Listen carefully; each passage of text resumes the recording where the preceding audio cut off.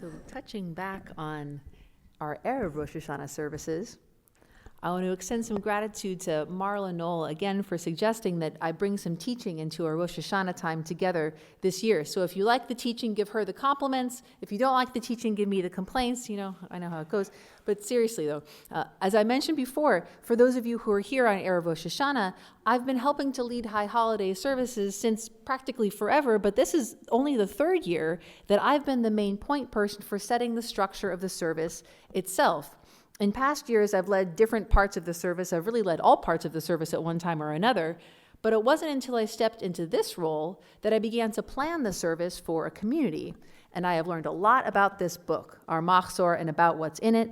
Being responsible for the planning gave me the opportunity for the first time to really get out of the weeds and see the big picture.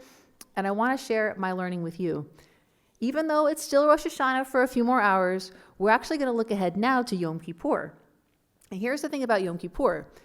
There's a lot of liturgy in the Rosh Hashanah service that is unique to the holiday and consequently pretty unfamiliar to us. After all, we only see it twice a year.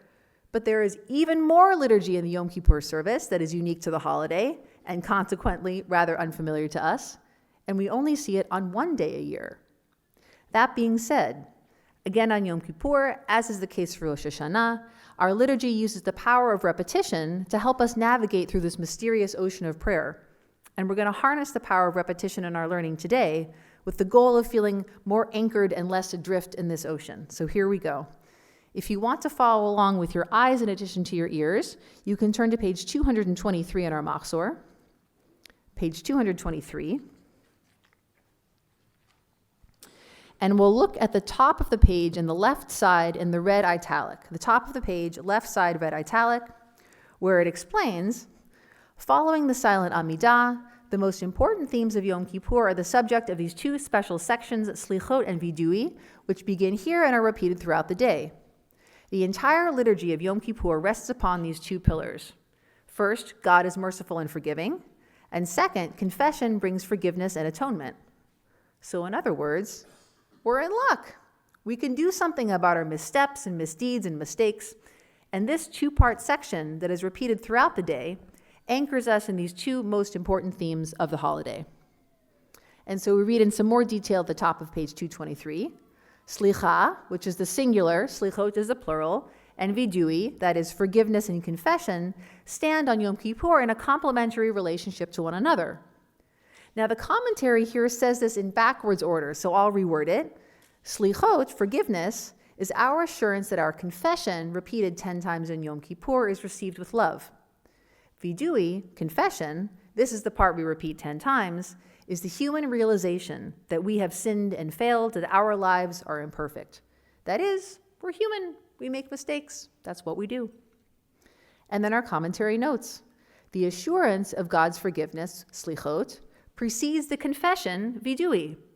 Every time we repeat this two-part cycle of prayer, we first affirm that God will forgive us, and then only after that do we say what we need forgiveness for.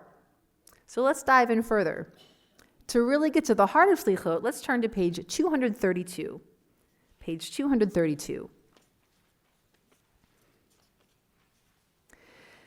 And so we see in Hebrew, it's in the bold print before the red English italics, a selection of text called the 13 attributes.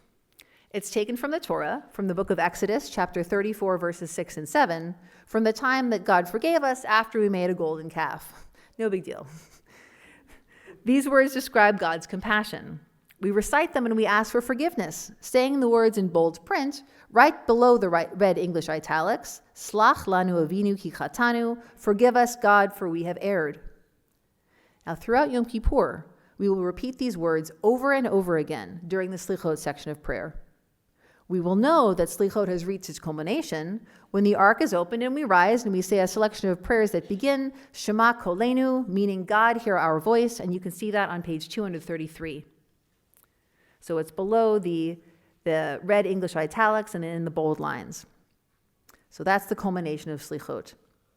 So after that, the ark is closed and we're seated and we sing a piyut, a prayer song. It's on page 234 and it's called Ki Anu Amecha.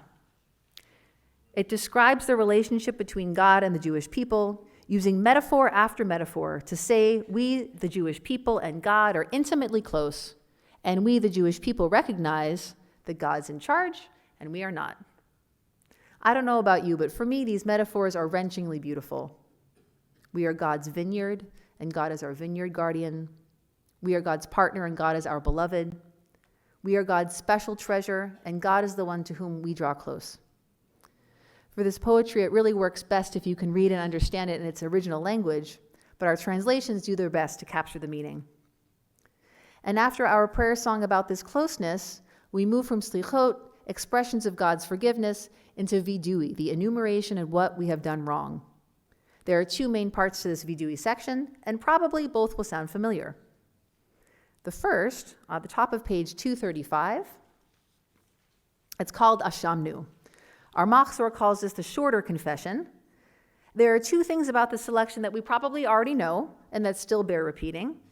First, the list is alphabetical from Aleph to Tav, and second, all the sins listed are in the first person plural. We are symbolically confessing as individuals on behalf of our entire tribe, our entire extended family. And symbolically, we are confessing about everything we have done wrong, not only the sins mentioned by name here. So that's the first section, the shorter confession.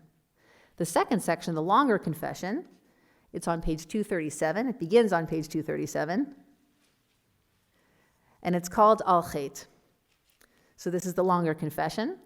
But like the Ashamnu, it is alphabetical, although the text is more complicated and its alphabetical nature is a little bit harder to identify. And it's also in the first person plural. So my take on this list, the longer confession, is that it's long enough that we will probably find something within it with which we personally identify. Maybe we won't find that personal resonance in the shorter confession, and if we don't, I think the idea is that we find it here, so that as we are confessing all these things on behalf of our entire tribe, our entire extended family, we find something within this confession that we personally have done wrong, for that specific level of emotional resonance. Twice in the middle of our recitation of this text, and once at the end, we have the line that we can see on page 238. So page 238, you can see it twice, the first and the last line of bolded text. Ve'al kulam Eloah slichot, slach lanu, mechal lanu, kaper lanu. For all these sins, God of forgiveness, forgive us, pardon us, grant us atonement. And then we have the final conclusion of this section of Vidui, Avinu Malkeinu. So interestingly, we turn to page 243, and we can see this there. The top of page 243. And it's the second line in the red English italics on both sides of the page. Avinu Malkeinu isn't recited on Shabbat. And so the reason for this is rabbinic and technical. So we can read in the commentary on page 243, the second paragraph in English, the rightmost column of the page. Avinu Malkeinu was first created and written as a prayer for material blessing, kind of like, oh Lord, won't you buy me a Mercedes-Benz? It's our rabbinic custom to refrain from requests of this type on Shabbat. And even though Avinu Malkeinu in its present form is more of a request for forgiveness than a request for material blessing, it's still our custom to refrain from reciting it on Shabbat. So in those years when Yom Kippur coincides with Shabbat, we only say Avinu Malkeinu at Ne'ilah, the very last concluding service, as Shabbat, along with Yom Kippur, is coming to an end. Avinu Malkeinu is perhaps the most well-known selection of prayer from our high holidays. We can find it at the top of page 243 if we aren't already there. And, actually, the selection that I'm talking about, it's on page 244. So there's a small paragraph, and we're talking specifically now about the last two bolded lines. We're probably all familiar with the Hebrew words, so I'll teach the translation in English. Our loving parent, our divine sovereign, have compassion upon us and answer us. Our actions are insufficient. Deal with us charitably and with loving kindness, and redeem us. And in such a powerful way, Avinu Malkeinu is a summary of what Yom Kippur is all about. Even if, or even though, we feel there is nothing we can do to make up for what we've done, we ask forgiveness nonetheless, after affirming over and over again that we know God will grant it. Okay, so let's recap our learning. In the ocean of prayers on Yom Kippur, We can find an anchor in these two essential sections, Slichot and Vidui, that are repeated throughout the day. In the Slichot section of prayers, which comes first, we proclaim that God is forgiving. We recite the 13 attributes of God's mercy, and we ask God to hear us and be compassionate towards us. In our prayer song, Ki Anu Amecha, we proclaim our closeness with God. From there, we move into the second section of prayers, the Vidui section. Now that we know God will forgive us, we can be fully honest about what we've done wrong. We begin with a shorter confession, Ashamnu, and we continue with a longer confession, Al Chet. All of the text of these prayers are in the first person plural, as we confess our wrongdoing on behalf of the entire Jewish people.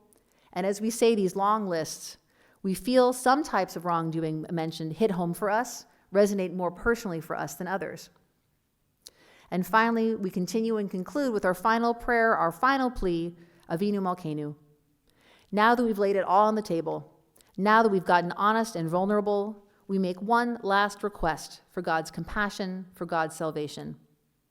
Maybe we don't feel we deserve it, but we ask for it anyway, and we do so with hope that we might have a chance to do things right this year, to be better than we've ever been. And this is the hope, this is the optimism of our Yom Kippur holiday. Our gathering, our prayer is certainly about reflecting on the year gone by, but even more than that, it's about expressing our hope in the year ahead. In asking God for forgiveness, we proclaim a belief in ourselves, a faith that we can grow and improve, a steadfast internal knowing that we can be better next time. May we be blessed that our learning together today prepares us to find our anchor throughout our Yom Kippur gathering, and may we be blessed in the coming year to hold this steadfast belief in ourselves that we are capable of doing better, that this coming year will be the best it's ever been. Shana Tova.